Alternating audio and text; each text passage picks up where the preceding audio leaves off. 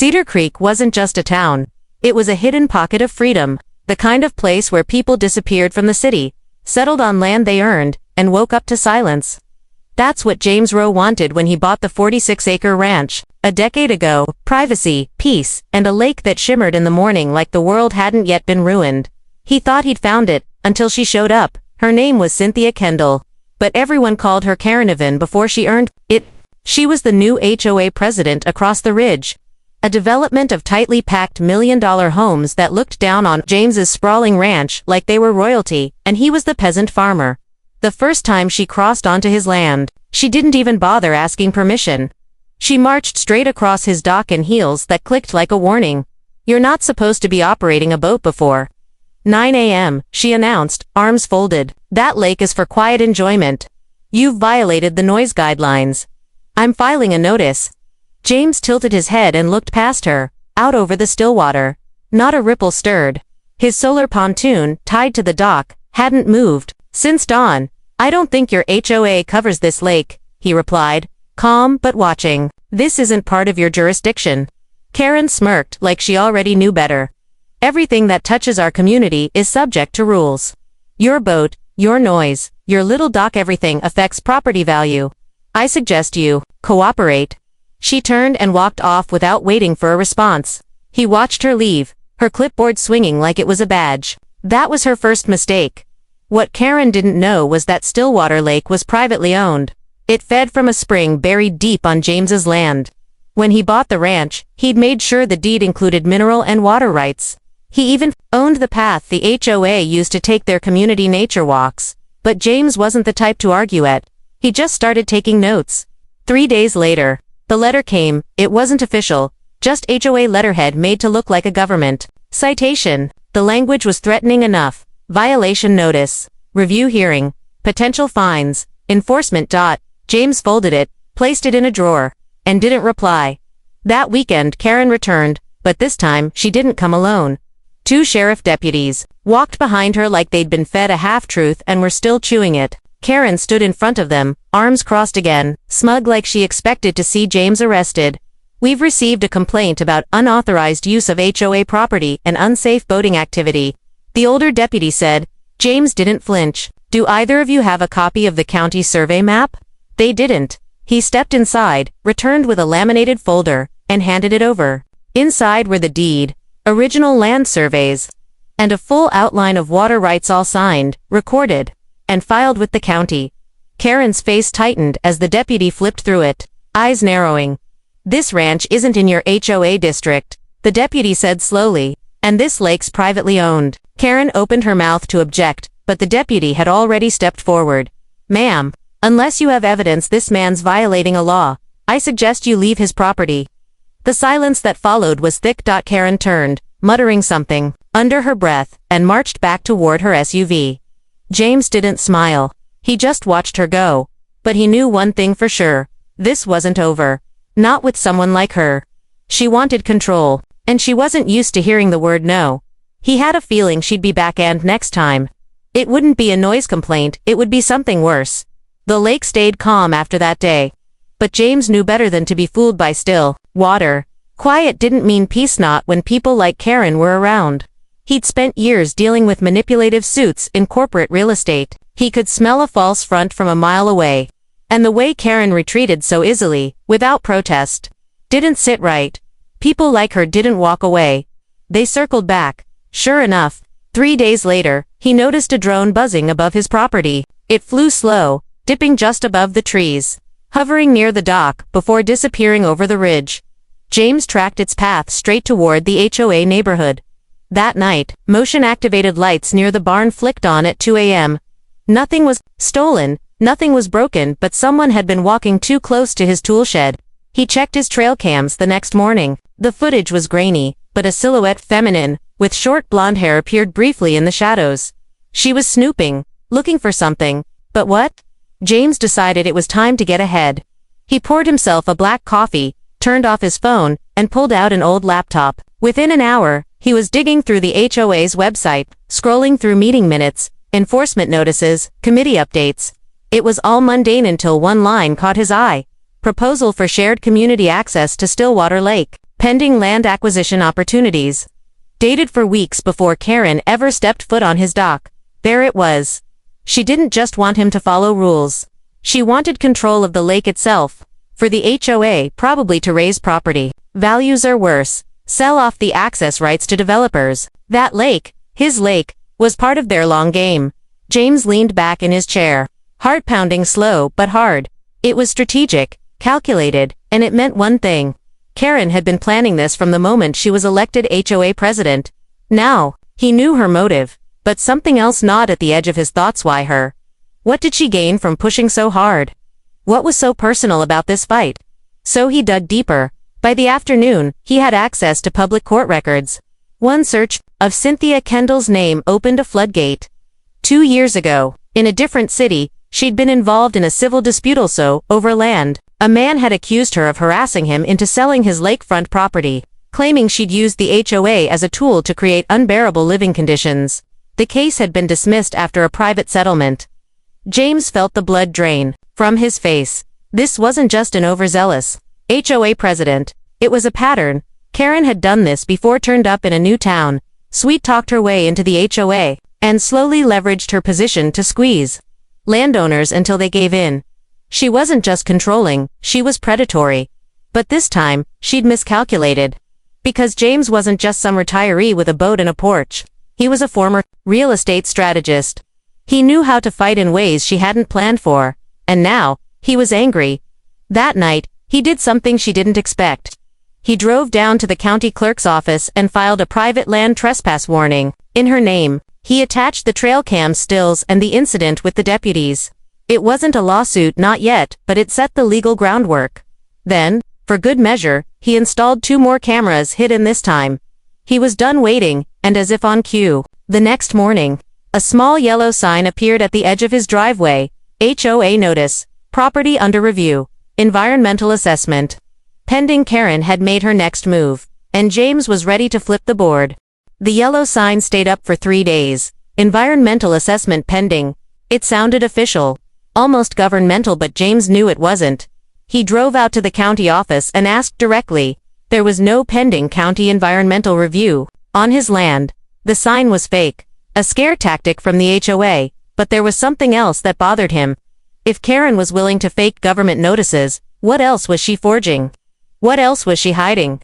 James wasn't just angry now. He was curious. He opened up his laptop again and focused not on Karen's past, this time, but her present. The land, the HOA, the houses. Where they were built, what they were built on. Stillwater Lake wasn't just a pretty feature.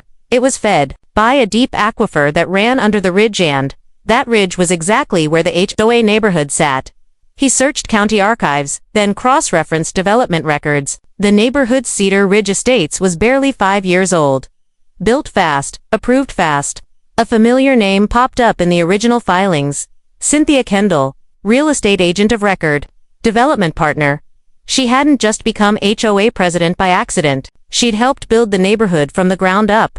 That gave her power, influence, and the deeper James dug, the darker the truth became. The original environmental survey used to approve Cedar Ridge had red flags. Literally, on page 7 of the report, in fine print, the land was flagged as unstable terrain for heavy structures due to subsurface erosion potential from historical water tables. Translation: the soil underneath the HOA homes wasn't as stable as advertised, especially not during flood season. Especially not with a lake feeding a hidden underground spring right beneath them. James sat back, stunned. Karen's house, her dream home with the perfect ridgetop view, was sitting on a geological time bomb. And she probably knew. That's why she wanted the lake. She wasn't just trying to control it for peace and quiet. She was trying to divert responsibility. If the lake overflowed, or the ridge shifted, she could shift the blame to him, claim his property was mismanaged, that he was polluting, violating some environmental clause. She was trying to rewrite the map. Before nature exposed her lie, James knew what he had to do next. He printed out the geological assessment. He made copies of the original permit filings, and he began preparing a quiet package, one he'd send to the homeowners of Cedar Ridge anonymously. They deserved to know what their president was hiding. If they found out Karen had concealed the truth about their land, she'd be done. But before he could even mail it, another surprise landed at his gate. This time, it wasn't a notice. It was a construction crew, a truck full of men, unloading survey equipment, pounding stakes into the ground less than 10 feet from his fence line. James approached calmly. "Who sent you?" he asked. One of the workers glanced at a clipboard. "HOA requested boundary surveys. Said there was a dispute over the lake border. Said we were on shared land." James nodded slowly. Then he walked to the corner post, pulled out his phone, and snapped photos of the truck, the equipment, the crew. "You're on private property," he said. "You've got 10 minutes to leave. Next time, bring a sheriff and a court order." They left, but not before James caught one final detail. Karen's SUV, parked down the road, watching through binoculars. She wasn't finished, but neither was he. The next morning, James sent the packages. Each one included copies of the original geological report, the HOA development filings, and an anonymous letter that simply asked, "Did your president ever mention you live on unstable ground?" He didn't need a name. The truth would do the talking. And it did. Within 48 hours, the HOA's community board lit up. Posts were deleted as fast as they appeared. One homeowner even called the county herself. By the third day, a heated emergency HOA meeting was scheduled. The damage had begun. James kept his distance, watching from his porch as cars lined up outside the HOA clubhouse. He knew Karen would try to spin it, twist it, pretend she didn't know. But he also knew fear made people listen, especially fear of losing everything they'd poured their savings into. Later that night, James received the first knock on his door that wasn't from law enforcement or a clipboard-wielding pest. It was a young man mid-30s, sharp suit, eyes like someone who'd just found a crack in his perfectly poured foundation. "Mr. Rope, I'm Patrick Willis. I live at 11 Ridgeview Lane, IER. I saw your documents. I work in city planning. I recognized some of those permit numbers." James nodded and let him in. Patrick sat stiff on the edge of the couch, holding a manila envelope, like it weighed 20 pounds. "I think Karen forged the second soil report," he said. "The HOA filed it under a subsidiary company, but I tracked the signer. He's not a licensed geotech. He's her cousin. Lives in Arizona. No professional license on file in this state." James listened carefully. He didn't interrupt. Patrick leaned in, voice lower now. "And there's something else. A month ago, Karen had a private meeting with a rep from Darnell Commercial. They're a developer. Big money. I didn't think much of it until now. I think she's trying to pressure you to sell." James frowned. "For what?" "They want the lakefront. They've been eyeing this valley for years. Condos, resort maybe. She gets HOA compliance. They push an annexation through the city. Boom, property values skyrocket. And Karen cashes out." Now it all made sense. The sudden drone. The fake complaints. The boundary disputes. Karen wasn't just trying to scare him off. She was part of a land grab. James leaned back slowly. He'd seen this before in the city scouts pretending to be neighbors. Pressuring holdouts. Sabotaging property value just before a lowball offer. But never in his backyard. And never this personal. "I have records," Patrick added. "Copies of emails. Meeting times. She used HOA funds to pay for private soil inspections." Under the table, James stood up, walked to his desk, and opened a drawer. He slid over a small hard drive. "Put it all on here," he said. "Everything you've got." Patrick hesitated. "You're going to sue?" James shook his head. "Not yet. But I'm going to make sure every single homeowner knows who they voted for." Before Patrick left, he said something that stuck with James for the rest of the night. "She talks about rules. About order, but it's all a smokescreen. Karen doesn't care about the community. She just wants control. And she thinks no one's smart enough to stop her." She was about to find out how wrong she was. James didn't waste a second. By morning, every homeowner in Cedar Ridge received an anonymous USB drive in their mailbox. On it was a clean, well-edited video, scanned images of the fake environmental reports, a narrated timeline of Karen's land dealings, and finally screenshots of internal HOA memos showing the undertable soil assessments and her meetings with developers.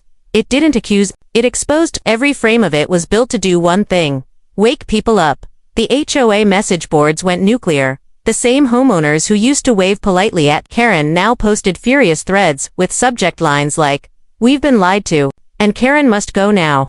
At least 3 board members stepped down before noon. One even filed an official motion to vote Karen out as president. And by sunset, James got a call from a number he didn't recognize. "You've made your point." Karen's voice snapped through the speaker. "I hope you're happy destroying your own neighborhood." James kept his tone cool. "You did that yourself."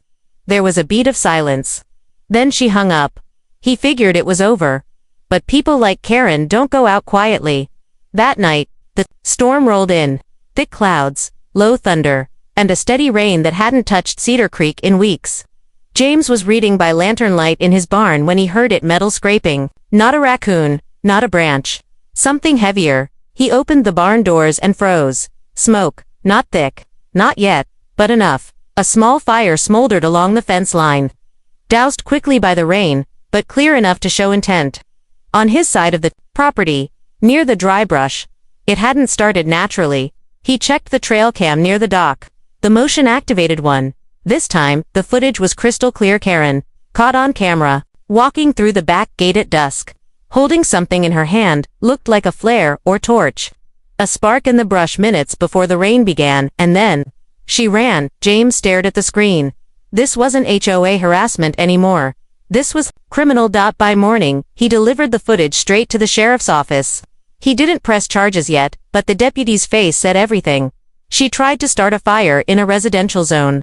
The deputy muttered, stunned, "She's lost it." James wasn't finished. Later that day, he stood up at the HOA's emergency town hall meeting. The room was packed, standing room only. The projector flickered on, and the footage played. No narration. No music. Just Karen, lighting up the night. Gasps filled the room. Even her closest allies looked horrified. James didn't say much. He didn't have to. But just before stepping down, he delivered one final sentence that landed like a hammer. "You tried to take the lake," he said, eyes locking with hers. "Now the only thing you're drowning in is your own lies." Karen stood in the back, frozen, gripping the back of a chair like it was the only thing keeping her upright. Her face wasn't angry, it was terrified. That night, she vanished. No one saw her SUV leave. No one answered her door. It was like she'd disappeared into the hills. But James wasn't celebrating yet. Because while the HOA may have been unraveling, the real threat wasn't over.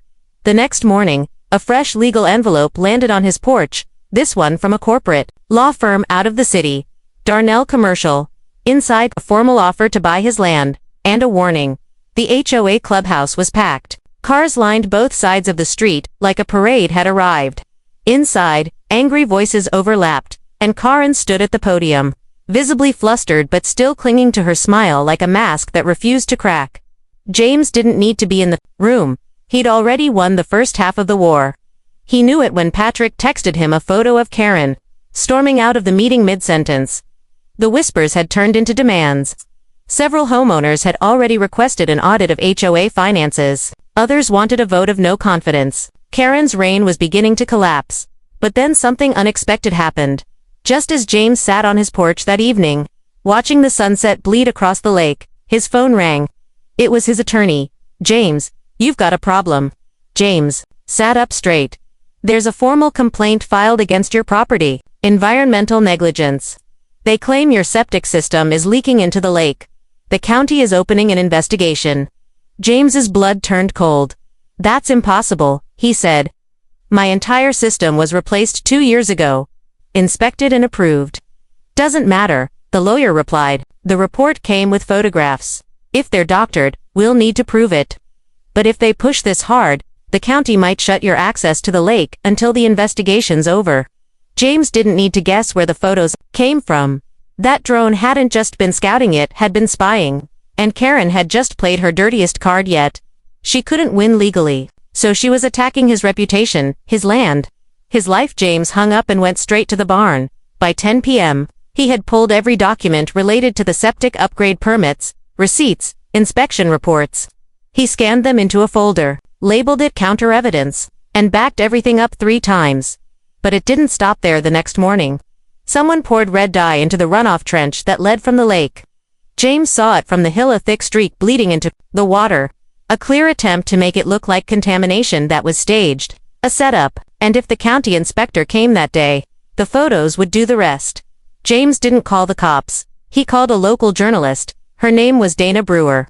an environmental columnist who'd been itching for a corruption story ever since. She exposed a crooked landfill project last year. When he told her what was happening, fake permits, HOA abuse, developer bribery, she was quiet for 5 long seconds. Then she said, "I'm in. But we do this right. I want documents, witnesses, a timeline, and I want her on record." James nodded. "I'll get you everything."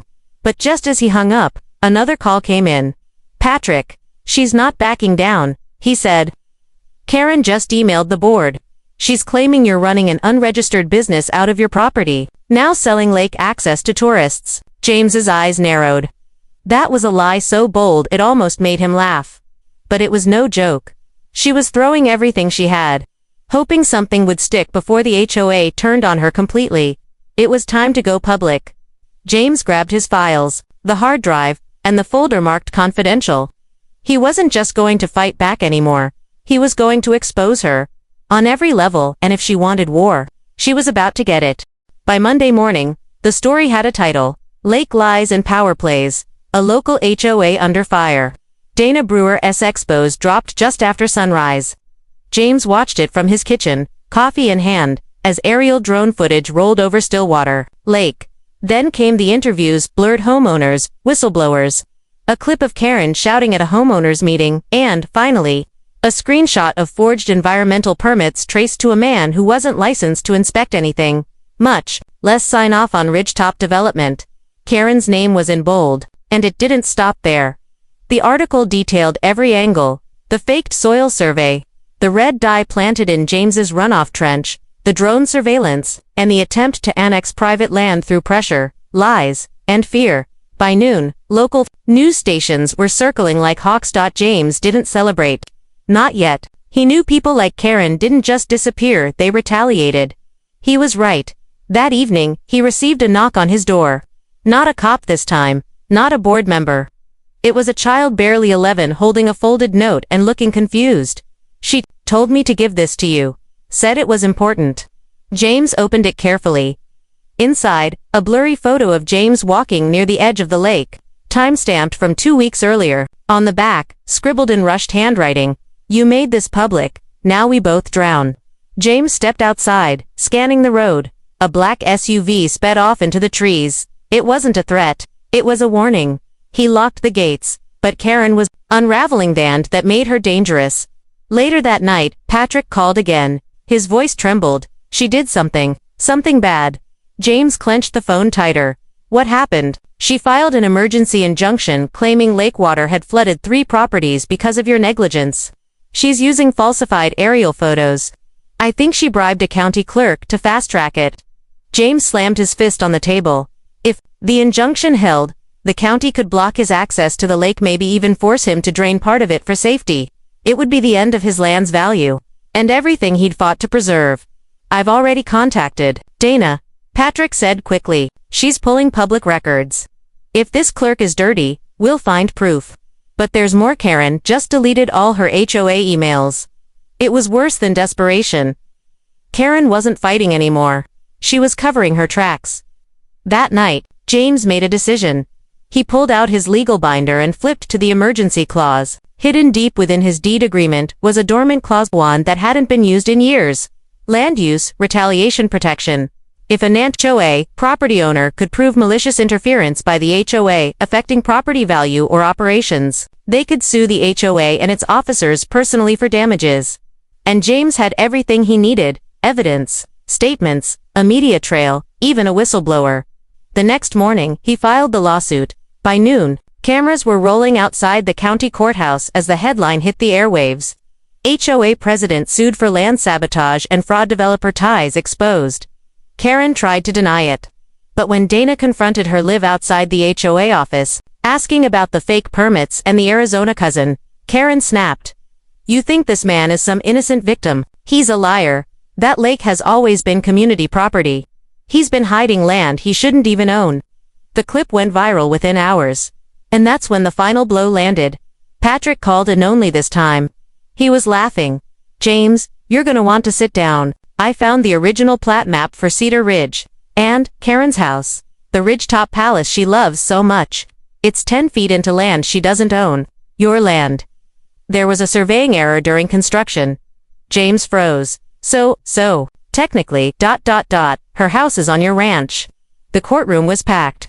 Not just with reporters, but neighbors. A homeowners who once voted for Karen, now sat shoulder to shoulder, whispering and watching. Everyone was waiting for the spectacle. But James wasn't interested in spectacle. He sat silently at the plaintiff's table, suit ironed sharp, his file of evidence lined up in perfect order. Across from him, Karen looked pale, her lawyer visibly sweating. The smug composure she once wore like armor had cracked completely. The judge called the session to order. It didn't take long. James had presented his case in precise, deadly fashion: drone surveillance, forged documents, staged environmental sabotage, and obstruction of property access. Patrick's testimony sealed it. The judge didn't even need a jury. The HOA was liable. Karen was personally responsible, and then came the bombshell. James dropped without warning. The updated survey. The courtroom fell silent as he laid out the discovery how her house extended 10 feet into his property. It was a deep, platting error, buried under bureaucracy, but it was legally ironclad. And now, it was finally documented. Karen didn't say a word. She just stared, blinking, as the judge flipped through the maps and deeds. Technically, she was squatting. The court adjourned. James had one dot outside. Cameras flashed. A reporter shouted over the crowd, "Mr. Rowe, will you have her evicted?" He didn't answer. Not yet. That night he returned to the lake. The water was calm again. The ranch quiet. But he couldn't shake the question. What now? He had the legal right to tear her house down. He could file for possession, force her out, leave her name in the dirt. And for a brief moment, that thought was tempting. But the truth was, James never wanted revenge. He just wanted peace. 3 days later, a notice arrived at Karen's door, not from the sheriff, but from James himself. A formal letter, notifying her that her house overlapped into his property and offering her a private settlement: no eviction, no demolition. Instead, she would sign over her HOA presidency, publicly step down, and dissolve her annexation plans. She would write a full retraction letter to the county. In exchange, he would grant her a lifetime easement for that 10-foot section, permanent, transferable, and recorded. No money, no lawsuits, just a permanent line in the sand. Karen had no choice. She signed it, and then she vanished from Cedar Creek. Rumors flew she sold her house in a hurry, left the state, maybe even changed her name. No one cared enough to track her down. The HOA voted in a new president, one who promised transparency and stayed far away from James's property line. As for James, he sat by the lake again every morning, fishing pole in hand, just like he always had. The water stayed calm, the air quiet, no more drones, no more complaints, no more fake inspectors. And the neighborhood, they started waving again. Even the kids stopped to say hi at the fence, because in the end, James didn't win by being louder, he won by being smarter, by playing the long game, by letting Karen bury herself in the lies she built and walking away with everything still standing, especially the lake. His lake.